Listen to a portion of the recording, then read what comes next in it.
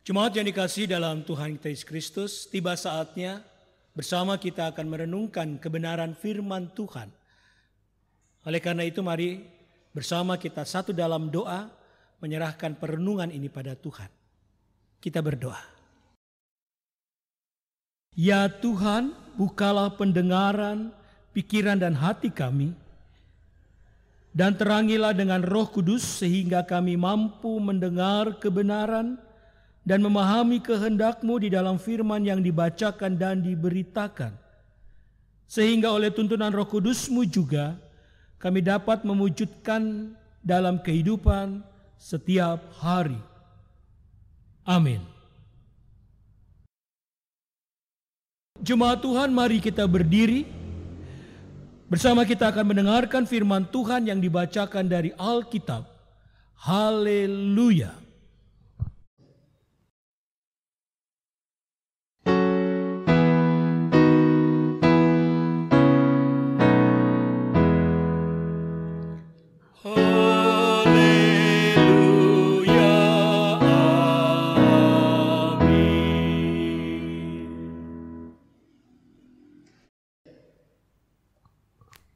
Bacaan Alkitab dari Yoel 2 ayat 28 hingga 29 yang menyatakan, kemudian daripada itu akan terjadi bahwa aku akan mencurahkan rohku ke atas semua manusia. Maka anak-anakmu laki-laki dan perempuan akan bernubuat. Orang-orangmu yang tua akan mendapat mimpi. Teruna-terunamu akan mendapat penglihatan-penglihatan. Juga ke atas hamba-hambamu laki-laki dan perempuan akan kucurahkan rohku pada hari-hari itu. Demikian pembacaan Alkitab. Hendaklah firman Tuhan dengan segala kekayaannya diam di dalam hatimu dan ucaplah syukur kepada Allah.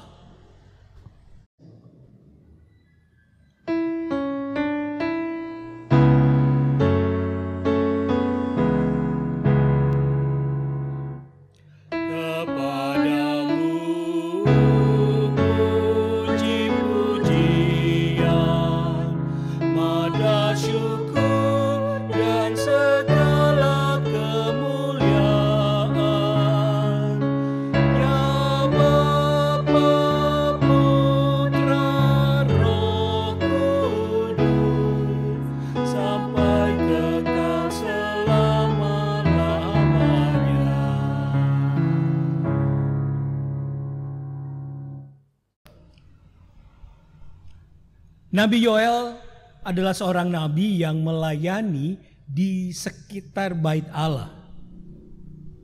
Nabi Yoel adalah seorang nabi Tuhan yang tidak melayani di daerah yang jauh dari Yerusalem.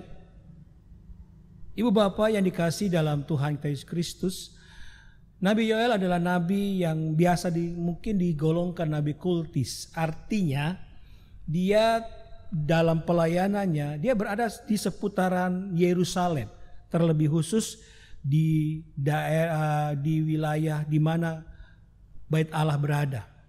Nah, dalam pelayanannya Yoel selalu mengkaitkan pemberitaan firman Tuhan dengan peribadahan yang berjalan di Bait Allah.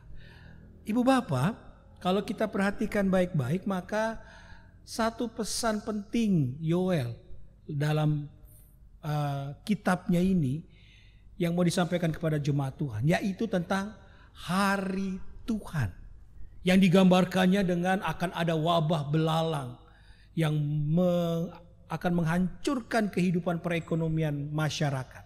Kalau ibu bapak kembali mengingat renungan kita di hari Rabu kemarin, maka itu sudah diulas kepada bapak ibu. Nah, pada bacaan kita pada ibadah hari Minggu ini adalah Yoel ingin menyampaikan kepada jemaat bahwa wabah belalang yang terjadi yang memakan habis seluruh tanaman Israel akan berganti dengan satu berkat Tuhan bagi umatnya. Tapi ada syaratnya, yaitu umat harus kembali patuh, hidup takut akan Tuhan. Dan inilah yang mau diingatkan Yoel kepada orang-orang Israel. Bahwa mereka harus kembali menjaga kehidupan mereka. Agar kehidupan mereka kembali layak, kembali benar di dalam Tuhan. Makanya Bapak Ibu kalau kita lihat pada ayatnya yang ke-19 dalam pasal 2, Yoel 2. Tuhan menjawab katanya kepada umatnya, sesungguhnya aku akan mengirim kepadamu gandum, anggur, dan minyak, dan kamu akan kenyang memakannya. Aku tidak akan menyerahkan kamu lagi menjadi cela di antara bangsa-bangsa. Artinya Tuhan mau ingatkan lewat Yoel bahwa sudahlah, wabah atau bencana belalang sudah akan Tuhan selesaikan. Kalau orang Israel bertobat. Kalau orang Israel mau kembali kepada Tuhan. Nama Yoel itu Bapak Ibu adalah berarti Tuhan adalah Allah. Nah dengan namanya itu, maka Yoel ingin mengingatkan kepada orang Israel bahwa kembali kepada Tuhan yang adalah Allah kita. Dia yang penguasa, dia yang mengatur seluruh kehidupan. Dan oleh karena itu berserahlah pada Tuhan. Serahkan hidup pada Tuhan. Itu yang menjadi pesan Yoel.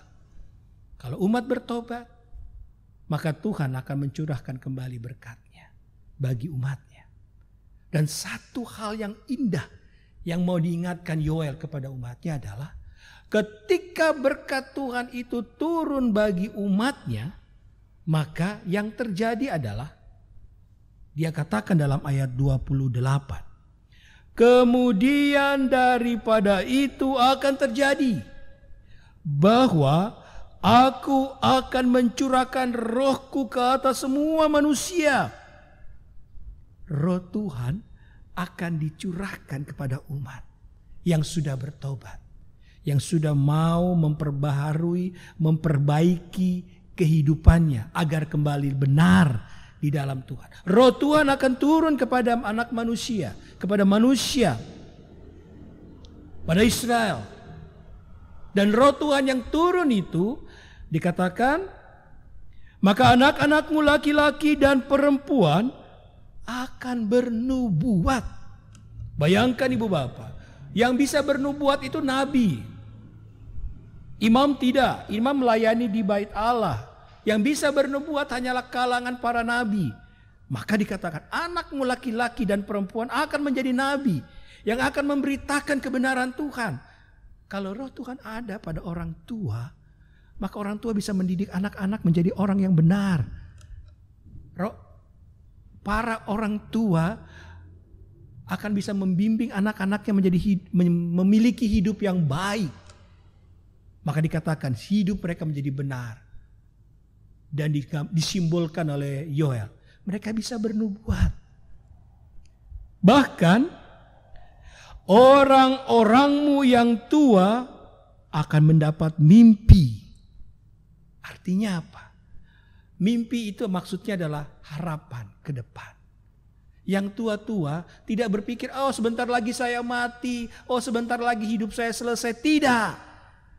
Mimpi yang dimaksud ini adalah adanya harapan untuk terus melihat hari esok yang cerah. Oh, saya memang tua. Saya sudah lanjut usia. Tetapi saya tetap punya pengharapan hidup yang bahagia di depan. Sehingga saya menyambutnya dengan sukacita. Yang tua-tua akan tetap semangat hidupnya. Teruna-terunamu akan mendapat penglihatan-penglihatan. Maksudnya ibu bapak, penglihatan itu adalah satu keyakinan tentang masa depan. Penglihatan yang dimaksud ini secara sederhana begini. Mereka akan bisa sudah belajar untuk menyiapkan apa yang akan terjadi pada hari esok. Mereka sudah bisa belajar. Kalau sekarang keadaannya begini, maka 10 tahun lagi akan begini. Oleh karena itu, dari sekarang untuk menghadapi 10 tahun lagi, saya harus bersiap apa? Teruna-teruna punya kemampuan itu. Sekali lagi ini terjadi karena apa? Karena pada orang Israel akan tercurah roh Tuhan yang memampukan mereka bersikap bijak, memampukan mereka untuk bersikap dengan baik dalam hidup mereka. Itulah berkat Tuhan. Dan selanjutnya, hamba-hambamu laki-laki dan perempuan akan kucurahkan rohku pada hari-hari itu. Orang-orang yang ada di sekitar mereka, orang yang bekerja pada mereka, akan juga diberikan rasa damai, pengharapan yang sejati di dalam Tuhan. Ketika Tuhan sudah kembali memberikan berkat-Nya, maka rohnya akan turun bagi umat. Dan ketika roh Tuhan itu ada, tinggal dalam diri anak-anak manusia, maka yang terjadi adalah hidup mereka dirubah. Hidup keluarga mereka akan dirubah. Dan mereka akan menjadi terang, pewarta kebenaran Tuhan bagi setiap orang yang ada di sekitar mereka. Dan disitulah damai sejahtera Tuhan akan tercipta. Ibu bapak, hari ini adalah hari Pentakosta. Hari di mana kita memperingati turunnya Roh Kudus Tuhan kepada para murid dan orang-orang percaya di salah satu rumah di Yerusalem. Ini adalah satu peristiwa di mana Tuhan mencurahkan Roh Kudus-Nya kepada para murid dan orang banyak sehingga mereka dapat melayani Tuhan dengan berani. Mereka dapat mewartakan kebenaran Tuhan dengan penuh sukacita.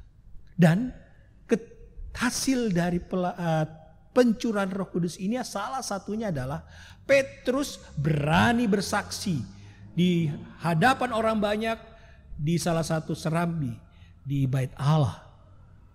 Dengan kita tahu ketika dia berkhotbah, orang dari berbagai bangsa mengerti apa yang diucapkan oleh Petrus.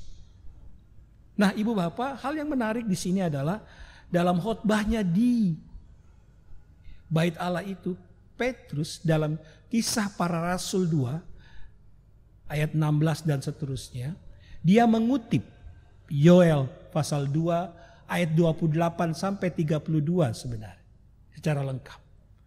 Dan ia mengatakan bahwa inilah berkat Tuhan bagi kita. Ketika Roh Kudus Tuhan tercurah kepada anak-anak manusia, kepada orang-orang yang percaya kepada Tuhan, orang-orang yang berserah diri pada Tuhan, maka lihat, damai sejahtera akan tercurah pada pribadi orang itu. Damai sejahtera juga tercurah pada orang-orang di sekitar anak-anak Tuhan, keluarganya, sahabat-sahabatnya, dan siapa saja yang ada di sekitar mereka. Kenapa? Karena ketika Roh Tuhan itu turun bagi mereka, maka pancaran berkat Tuhan, pancaran kuasa Roh Kudus Tuhan akan tercurah juga buat sekitarnya. Ibu bapak yang dikasih dalam Tuhan Yesus Kristus, inilah pesan penting di hari Pentakosta ini. Ibu bapak, Roh Kudus Tuhan akan tercurah. Bukan kita minta. Dalam pengertian Tuhan kasih saya Roh Kudus. Tidak bisa. Tetapi Tuhan akan melihat siapa yang layak untuk menerima itu. Tuhan yang tentukan. Dan salah satu kriterianya adalah, yang Tuhan minta adalah hati yang betul-betul tulus berserah pada Tuhan. Hidup yang dijalani dengan takut akan Tuhan. Orang-orang yang melakukan ini adalah orang-orang yang berserah pada Tuhan. Nah, disitulah Tuhan akan mencurahkan kuasa Roh Kudus-Nya. Sehingga setiap anak-anak Tuhan itu terbuka matanya untuk melihat apa yang ada dalam kehidupan ini. Dan mereka akan dipakai Tuhan menjadi saluran berkat Tuhan bagi sekitar yang ada. Artinya ibu bapak, ketika Pentakosta itu terjadi, anak-anak Tuhan menjadi anak-anak Tuhan yang benar-benar pembawa damai sejahtera. Karena hidup mereka sendiri, mereka serahkan pada Tuhan. Sekarang kita bagaimana ibu bapak? Memang kita berdoa, Tuhan curahkanlah Roh Kudus-Mu kepada kami. Tetapi pertanyaannya ibu bapak, kita nggak, sekali lagi tadi saya katakan, kita bisa meminta tapi tidak bisa mengatakan Tuhan kasih, saya mau Roh Kudus. Tidak bisa. Memaksakan Tuhan tidak bisa. Karena itu hak prerogatif Tuhan. Yang Tuhan mau mengatakan begini. Ada Roh Kudus di dalam diri setiap anak-anak Tuhan. Kalau mereka mau hidup benar di dalam Tuhan. Kalau mereka mau benar-benar takut akan Tuhan. Baru suara Roh Kudus itu ada dalam hidup kita. Kalau tidak, yang terjadi sebenarnya penolakan. Penolakan, ya. Karena sebenarnya kita menolak kuasa Tuhan ada dalam hidup kita. Oleh karena itu ibu bapak saudara, lewat firman Tuhan pada saat ini, di hari Pentakosta ini, mari kita menata hidup kita. Jadi orang yang tulus beriman kepada Tuhan. Melakukan kebenaran Tuhan dengan benar. Maka disitulah kuasa Roh Kudus Tuhan akan ada dalam hidup ibu bapak saudara. Dan ketika kuasa Roh Kudus itu ada dalam hidup ibu bapak saudara, lihat hasilnya. Anda akan menjadi sosok yang memberikan dampak positif bagi sekitar Anda. Pembawa damai sejahtera. Sebagai suami di rumah tangga, menjadi pembawa damai sejahtera bagi istri dan anak-anak. Sebagai istri, menjadi istri yang membawa cinta bagi suami dan anak-anak. Sebagai seorang anak, membawa damai dalam rumah tangga, dalam keluarga. Sebagai pegawai di kantor, ketika Roh Kudus Tuhan ada, kita membawa damai bagi sekitar kita. Karena disitulah kasih kuasa Tuhan senantiasa tinggal dan ada bagi kita. Mari kita hidup dengan benar di dalam Tuhan, menata kehidupan dengan baik di dalam Tuhan, dan disitulah berkatnya akan tercurah bagi kita. Kuasa Roh Kudusnya juga akan tinggal bagi kita dan membimbing kita hidup selalu benar di dalam Tuhan. Tuhan Yesus memberkati. Amin.